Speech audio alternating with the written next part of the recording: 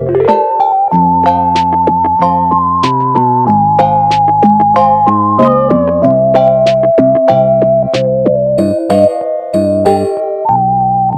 the previous review, we covered Robert, the inspiring tale of a doll who set out to become a force of evil and refused to let his size, or generally being pretty shit at killing people, get in the way of his dream. After he failed pathetically like an idiot, there was a sequel, The Curse of Robert the Doll, released the following year by the same writer-director behind the original. And straight away we can tell that this sequel is taking a similar approach to its predecessor, as it still features that based on a true storyline, despite the first film being grounded in real events in the same way that the Battle of the Somme provided a solid real-life grounding for Sucker Punch. But while Robert was about the lore surrounding the doll's legend, the sequel is more to do with the modern stories relating to it. You see, the real-life Robert is currently on display in a museum in Florida, and many creepy things have taken place since Robert has been stored there. According to some people, at least. I mean, those people mostly seem to be the staff at the museum itself, but I'm sure they're telling the truth. After all, what would the museum have to gain from telling everyone that one of their exhibits is a haunted doll which can curse you? Anyway, it looks like the real-life Robert mostly gets blamed for things like cameras malfunctioning and people losing their wallets, so I'm guessing that the true story this film is based on will involve a character misplacing their keys and then not being able to take a decent selfie.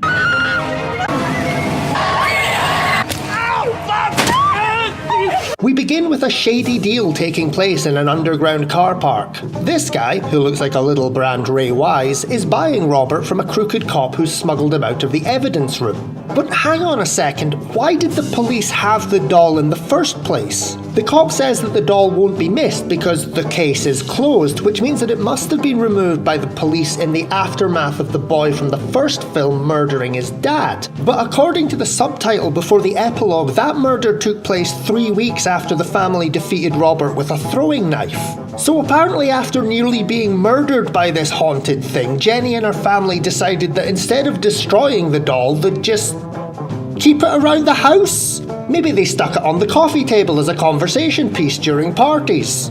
Oh, that old thing. Darling, tell them the funny story about the time this doll had a ghost in it and it nearly killed us all. Then we see this woman, Emily, who looks like a little brand Sarah Alexander, arriving for her new job as a night cleaner in a museum. She gets shown around and we see that one of the newest exhibits is... ta-da! Emily gets to work polishing, and within about 5 minutes the first spooky unexplained thing has happened.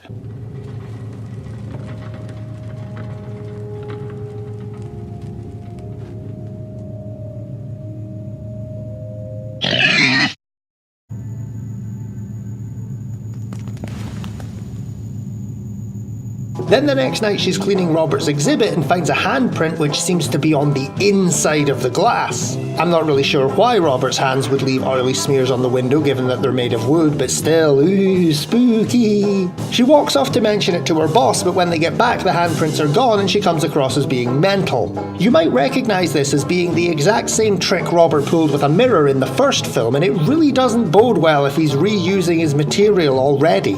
I like to think Robert's actually really passive-aggressive, and this handprint stunt was his way of demonstrating how quickly and efficiently you can get cleaning done if you actually put the effort in, woman! She gets talking to one of the night security guards who looks like a little brand Jack Whitehall, and he asks her out. They go on a date and we learn some information about the respective backstories, which is actually so interesting that I can't even find the words to summarise it. You'll just have to take my word for it that this scene is really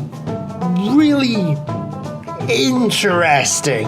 And oh look, who's that in the corner? Is that you, Andrew Jones, writer-director of this film? It is! Having a little cameo, are we? Don't try and hide your face, we all know what you've done. Night 3 of Emily's new job, and the second security guard, who looks like a little brand Bill Bailey, announces that he's going to do a patrol of the museum. And just in case anybody in the audience doesn't understand the meaning of the words patrol or museum, we then get to see him doing his entire round.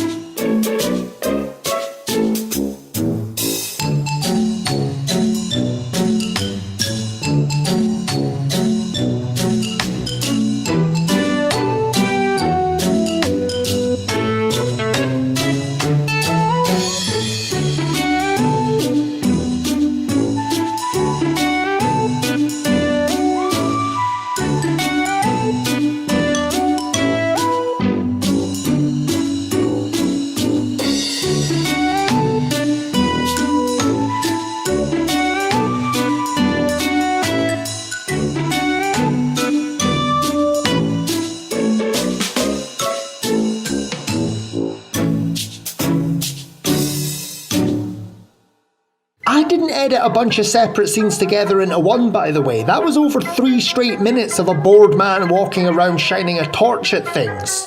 I think it's supposed to build some tension, but it doesn't. Mostly because at this point everybody watching is thinking to themselves, why are the lights off? Why doesn't he turn the lights on? If his job is to spot suspicious things, could he not do that better if he could see the rooms he's meant to be watching? Anyway, he gets to Robert's exhibit, which has a blanket over it for some reason, and the doll's not there. He's so surprised by this that he drops his torch, and when he turns it on, we get one of those jump scares which happens whenever a torch doesn't work properly in a film. Using the element of surprise, Robert attacks him with a carrier bag? Really? Bootleg Bill Bailey's fighting for his life against something which weighs about as much as a carton of milk. He's got both his arms free and yet he can't get a 5-pence bag off himself. Then again, if we look closely at the frames where the bag gets pulled over his head, we can see that Robert's either got an accomplice or he's been doing some serious lifting since we last saw him. At Seiko, great technology inspires great design. Seiko watches and clocks at your authorized dealer. Available at Gimbals. Meanwhile, flirty boy Jack Whitehall twat notices that Bill Bailey is taking way too long to finish his rounds, so he decides to go and check on him. For no reason at all, he goes creeping through the darkened museum with his own torch, whispering in a really tense voice, like he's the one breaking in and he doesn't want to get caught. You work here, for fuck's sake. You should be turning the light on and shouting, "Oi, Bill Bailey, where are you big lumbering galoot?" This goes on for a bit, and then he finds the body of his colleague still wrapped in the world's most durable carrier bag. We then cut to a crime scene in the United States for some reason. Guys, this is what British crime scene tape looks like. You can get the stuff on Amazon for less than £5, while the 2 seconds of American stock footage you licensed costs £41. I'm just saying. So the British police who've turned up with the wrong type of tape start interviewing everybody. The museum owner, creepy Ray Wise from the car park scene, turns up just to make it clear he's a baddie who doesn't care about anything but his museum opening on time. The police assure him that they'll be done with their investigation by 9 AM, which seems a little hasty if you ask me. You'd think that having a suffocated corpse in your place of business might disrupt the ordinary routine a little, at least if the police were doing their jobs right. But no, everybody's back on shift the next night despite the 3 of them being the prime suspects in a murder investigation. This is putting me in mind of the stellar work done by the police in the previous film. I wonder if they ever arrested anyone for that babysitter's murder, or if they got bored and decided that 8 hours was too long to spend investigating one case. They seem pretty sure they won't need longer than that to investigate this crime scene at least. After being interviewed by the police, Emily and this guy have a conversation about what's been happening in the museum. Taking the opposite line to the first film, they seem quite happy to seize on the supernatural explanation at the first chance they get. The doll. Yeah. I know it sounds like I've lost my mind, but I know what I've seen. You know what you've seen. You saw a pram roll around a corner and a handprint on a bit of glass. That's hardly compelling proof. Emily and her boy toy might be correct that there's a scary monster doll on the loose, but the reasons for thinking so are completely idiotic. The pram and the handprints could have been pranks played on the new girl, and even if Mr. Boyfriend knows he and Bill Bailey weren't responsible, they're still the boss. It's not hugely likely, but it's less of a leap than assuming that the stories about Robert are all true. And as for the murder, the other staff don't know anything about Emily, who arrived just before somebody got killed with a plastic bag.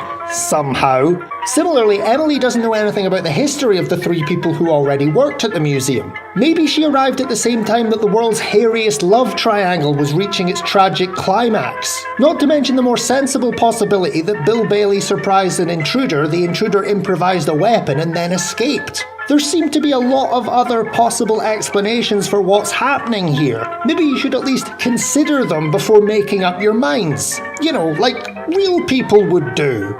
So as I said, because murder investigations aren't as important as the public demand for looking at old tat, everyone is back at work in the museum the night after an employee was suffocated to death by an unknown attacker. Emily can't face cleaning the Robert exhibit, so she asks her boss to do it.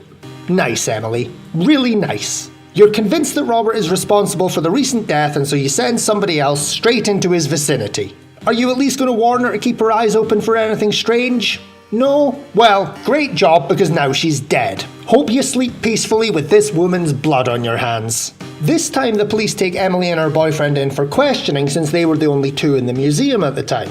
Emily, for some reason, tries her haunted doll theory on the cop, but amazingly he doesn't believe her, and it's obvious that the two of them are suspects. What's weird is that the museum apparently has CCTV, but only in places which can't prove their innocence. Check the CCTV, for God's sake. There's cameras all over the building. The tapes must have picked something up. No, we've checked the CCTV. And? Nothing untoward there. Now, catching Robert on camera stabbing somebody in the face would be too much to hope for. But you'd think that there would at least be enough cameras to prove that Emily and her flirty boy were at the other end of the building when the murder happened. I mean, they heard the boss screaming and ran all the way across the museum to find her. Did they really not pass a single camera that would have shown they were nowhere near the scene of the crime? What's the point of having cameras if they can't provide a single bit of evidence for two different murders? Anyway, since the police don't seem open to the killer toy theory, Emily decides that they have to prove that Robert is behind the deaths. Thanks to the internet, they learn about the events of the first film, and we discover that Jenny's son did indeed get blamed for the babysitter's murder. Well done you! You arrested somebody after a murder happened! It turns out that Jenny had a complete mental breakdown after everything that happened with the chaos and death and everything, and she wound up being committed. The pair track her down at an asylum to get some answers, which I'm sure must have made for an interesting conversation at the reception desk. Hey, we're complete strangers. Do you mind if we talk to one of your schizophrenic patients about a bunch of stuff we read on the internet about haunted dolls? Go right ahead! The medical staff in these films seem to be about as attentive as the police because they get in to meet Jenny, who retcons some details from the first film. It was said previously that Robert the doll contains the angry spirit of Robert the boy, who was murdered by his father and lay dormant inside the doll until Agatha the housekeeper awoke him with black magic. But this was apparently wrong. I did some digging and I discovered it wasn't Agatha who encouraged the evil inside Robert. I spoke to a psychic, okay, and she claimed a male energy connected to Agatha. He encouraged the evil inside Robert. That's odd, because the couple who told Jenny about Agatha being responsible also got their information from a psychic who was apparently not giving them all the details. Can nobody in this film's universe do their job properly? I'm also wondering about the fact that this male energy connected to Agatha encouraged the evil inside Robert. Like, the evil was there, but it was just hanging out minding its own business until a cooler, older kid from the wrong side of the tracks came along and went, "Hey, you should start killing people, or are you too scared?" According to Jenny's psychic, this male energy is Agatha's brother, Amos Blackwood, but there's no trace of him. The psychic thinks he's still alive. She said he owned a business and was seeking to profit from the misfortune of others. Based on this very vague description, Emily concludes that the mysterious Amos must be the owner of the museum living under a false identity. Because if there's anyone who profits from the misfortunes of others, it's the evil bastards who run museums in small towns. And I thought the psychic mentioned in film 1 said that Robert's motivation for killing people came from being pissed at adults because his father killed him. Now we're learning that he was actually pretty fine with being dead and inhabiting a toy until Agatha's brother came along and corrupted him. He started giving the doll cigarettes and pushed him into shoplifting, then before anyone knew what was going on, he was past vandalising mirrors and into murdering people. So Emily and her sidekick have got everything they need to accuse the museum owner of being behind the deaths, and by that I mean they've got a bunch of half-arse speculation and wild guesses. Not only did they decide that the description given by the sidekick could only apply to the owner of the museum, but they leapt from that to a theory about the owner also replacing the CCTV tapes, which is why the police didn't find anything on them. That's a lot to draw from the words seeking to profit from the misfortune of others, but they're powering ahead all the same. Before they go, Jenny gives them a last piece of advice. You just do whatever you can to destroy that doll. Before it destroys you, like it did me. Yeah, well, maybe you should have thought of doing that when you had the thing at your mercy in the house, you fucking idiot! The plan which the two of them come up with involves the missing CCTV tapes. Man phones up the owner and claims to have copies of the footage recorded on his phone, which the owner believes. Well, after both murders, I went straight to the CCTV, filmed the footage right onto my phone. So let's just slow right down and think about this. The museum has a CCTV system which can be viewed from the security office. The tapes have captured some kind of evidence that Robert is alive and responsible for the murders. So, why did nobody actually look at those tapes before the museum owner was able to remove them? I mean, immediately after both murders, in the few minutes while you're waiting for the police to arrive, why did nobody think to hit rewind on the VCR and look at what had happened? This guy's job is to spend all night long looking through the cameras, so shouldn't he know what areas they cover?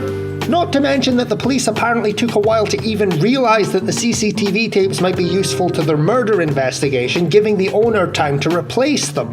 It seems like when they responded to both murders, none of the cops on the scene bothered looking at the footage. They just interviewed everybody really quick and then carted the bodies off so the museum could open on time. And if the owner was replacing the tapes he gave to the police, what was he replacing them with? When they requested the footage from the night Bill Bailey was murdered and the owner gave them footage from a different date, then wouldn't the police be surprised to see Bill Bailey survive his shift and clock out in the morning? No, we've checked the CCTV. And? Nothing untoward there. Did it not occur to you that when you're viewing tapes from the scene of a murder, you should expect to see something untoward? You know what? I'm fucking taking this back. They tell the owner that they'll meet him later that night and give him the footage in exchange for money, but their real goal is to record him admitting that the doll is alive in order to clear their names. The two of them go back to the police station to announce their plan and make sure the owner will be arrested, but the cop warns them not to try doing anything on their own. He also comments on the theory that Robert is alive and makes it clear that he knows all about what went on with the doll previously. I know all about that. Some kid killed his babysitter and his father, and his mother blamed the doll. He seems quite familiar with the case, which makes me wonder why he hasn't questioned what the doll's doing in a museum when we saw in the very first scene that Robert was smuggled out of a police evidence locker. Though, to be honest, I'm probably expecting too much. With the way the police have performed in these films so far, I'll be surprised if this guy can find the door to get out of the room he's sitting in. Obviously, they completely ignore the cop's advice and go to make the exchange at the museum. They ask the owner to confirm that he knew the doll was alive all along, and he conveniently runs through his entire plan for the second time that day. He realised that the stories about Robert were true when he saw the footage of him committing the murders and hoped that once people heard about the museum's unexplained body count, they'd flock to see the haunted doll. Yeah, this isn't the mysterious brother Amos Blackwood that Jenny was talking about, by the way. They've got that completely wrong. This is just some creepy guy. But it doesn't matter now because they've got his confession on tape and made the exchange. All they have to do now is... What the fuck is this? It's what I think you're worth. I'm gonna fucking kill you. I don't think so.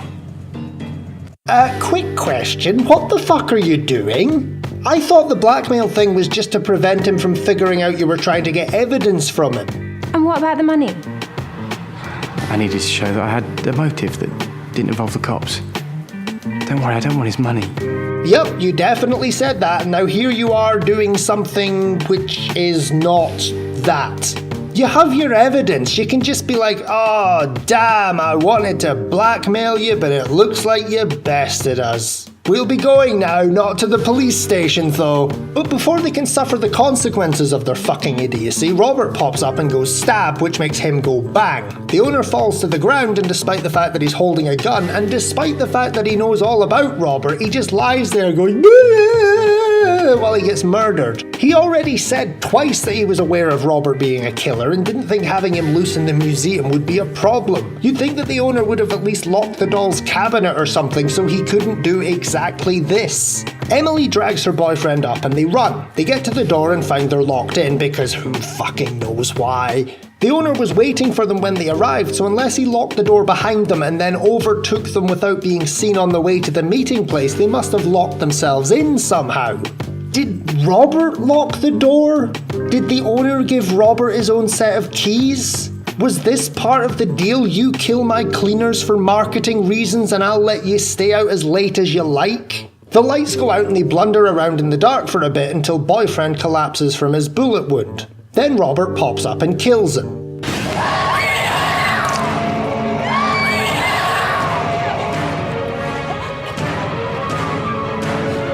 Hilarious. Emily runs to hide in a storeroom full of crap and spends a moment barricading one of the 2 doors in the room.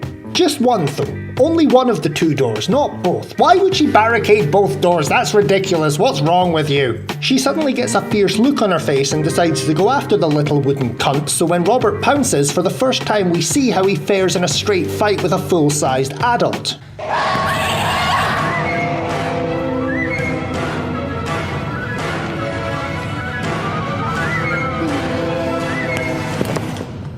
It's like she's fending off a fucking cat. And this is a sociology student we're talking about here. She's not some muscular athlete. She's likely been living off nothing but pot noodles and Smirnoff Ice since the start of term, so she's not even that strong for an adult, which makes it kind of hard to find Robert intimidating.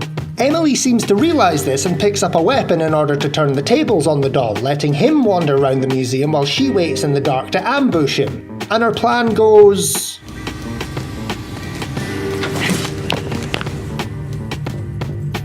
well? Seriously, why is this fucking doll a threat? The minute somebody actually gets their shit together and confronts Robert, he literally falls to bits. Emily leaves the evil toy lying in pieces on the floor and walks off through the museum, victorious in her struggle against a being of pure evil. As triumphant music swells, we can almost hear her inner monologue. I'm so glad that's over. But I've got the strangest feeling I've forgotten something. You just do whatever you can to destroy that doll. What was it? Destroy that doll. This is gonna bother me all day. Destroy that doll. I get the feeling that somebody told me I should make sure I don't forget to do something. You just do whatever you can to destroy that doll. Was it maybe to do with the evil doll? Destroy that doll. What was I meant to do with the evil doll?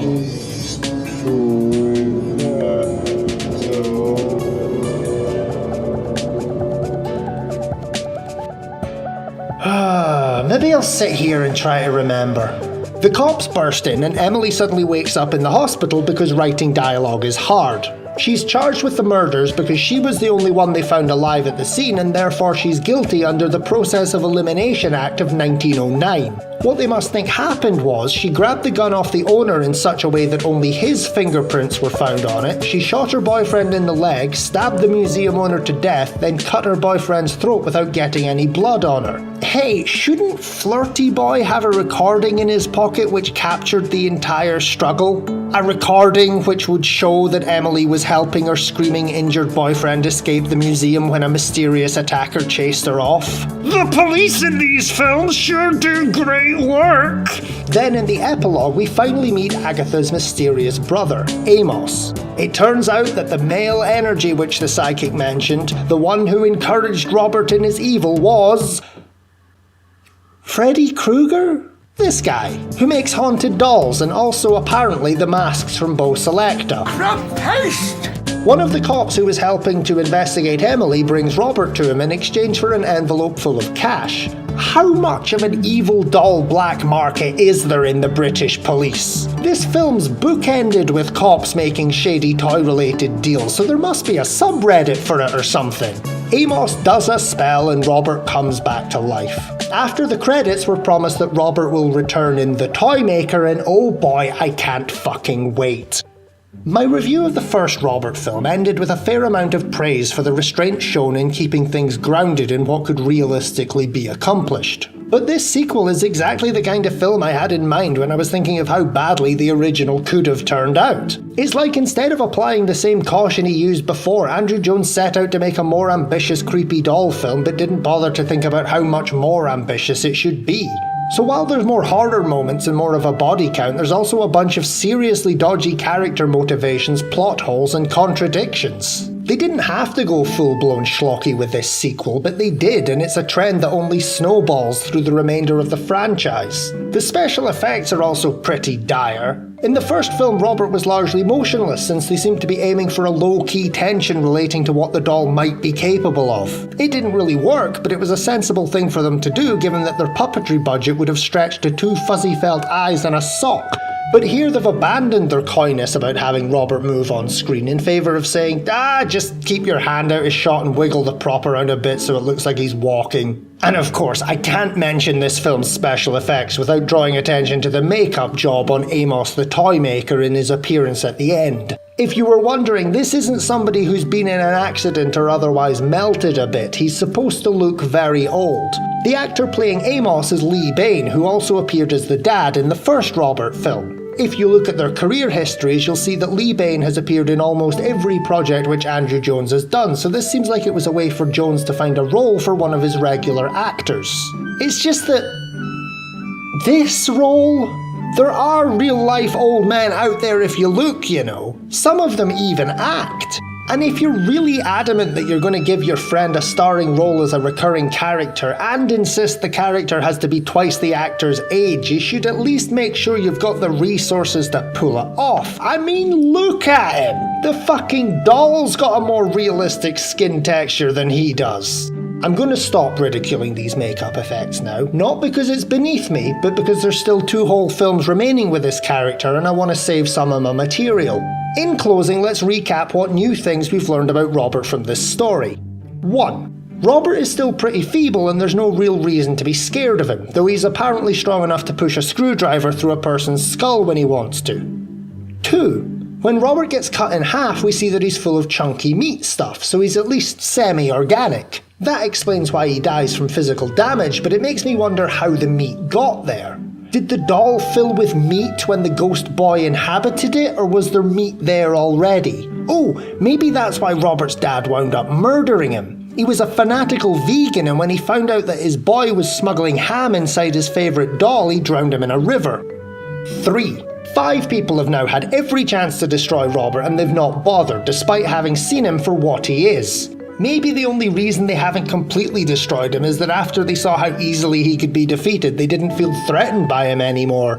Yeah, sure, he'll probably come back to life, but what's he gonna do? Stand there while I chop him in half again? I have a feeling that this growing question about why characters don't just set Robert on fire is why the films after this one became prequels. In our next visit to the Robertverse, we'll be jumping back in time to the age of Nazis and looking at how homages work, the correct way to react to a doll possessed by an evil ghost boy, and how to do a convincing German accent.